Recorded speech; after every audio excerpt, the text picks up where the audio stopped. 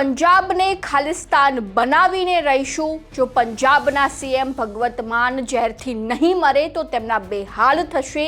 જે હોસ્પિટલમાં તેમને દાખલ કરવામાં આવ્યા છે તેને બોમ્બથી ઉડાવી દઈશું। આવો ધમકીભર્યો ઈમેલ પંજાબના સીએમ ભગવંત માનને મળ્યો છે, જેમાં તાજેતરમાં જ તેમની તબિયત લથડતા તેમને હોસ્પિટલ દાખલ કરવામાં આવ્યા છે અને તે સમય દરમિયાન આવો ધમકીભર્યો ઈમેલ જે છે તે પંજાબના સીએમ ભગવંત માનને મળ્યો છે અને આ ઈમેલ મળતા જ પંજાબમાં ચારે બાજુ ચકચાર મચી જવા પામી છે। તેમજ બીજી બાજુ સ્કૂલને ઉડાવી દેવાની ધમકી પણ મળી છે।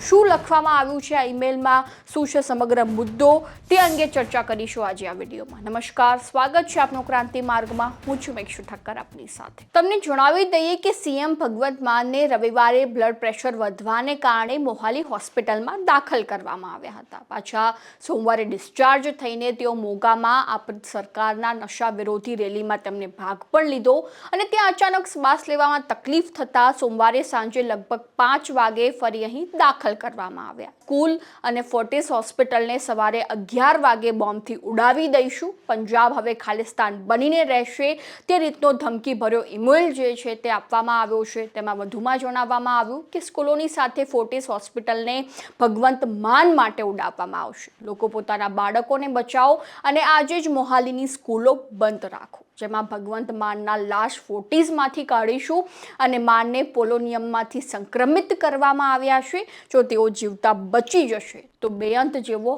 હાલ કરીશું। એટલે કે પંજાબના જે પૂર્વ સીએમ છે તે રીતનો હાલ ભગવંત માનનો થશે, જેમાં ખાલિસ્તાન, જેમાં ખોટા પોલીસ એન્કાઉન્ટરનો બદલો ગેંગસ્ટર લેશે અને મેલમાં નીચે ખાલિસ્તાન નેશનલ આર્મીનું મુખ્ય નામ પણ લખેલું છે। આની સાથે એન્જિનિયર ગુરનાક સિંહ, રુકુન સાહવાલ, ડૉક્ટર ગુરમીર સિંહ અને ખાન ઉલ્લેખ કરવામાં આવ્યો છે।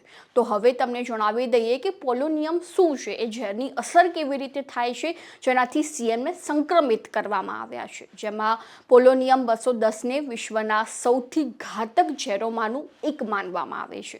આ એક રેડિયોએક્ટિવ પદાર્થ છે જે આલ્ફા વિકિરણ ઉત્સર્જિત કરે છે। જો તે શરીરની અંદર ખાવા પીવા કે શ્વાસ દ્વારા જતું રહે તો તે આંતરિક અંગો અને ડીએનએને ઝડપી નષ્ટ કરી દેશે। એટલે કે આ રીતનો પદાર્થ જે છે તે સીએમ માનને આપવામાં આવ્યો છે, એ રીતનો દાવો એ ઈમેલમાં કરવામાં આવ્યો છે। અને હાલમાં જો પંજાબની સ્થિતિની વાત કરવામાં આવે તો આમ આદમી પાર્ટીના દરેક નેતાઓ અને કાર્યકર્તાઓ હોસ્પિટલની બહાર જોવા મળી રહ્યા છે।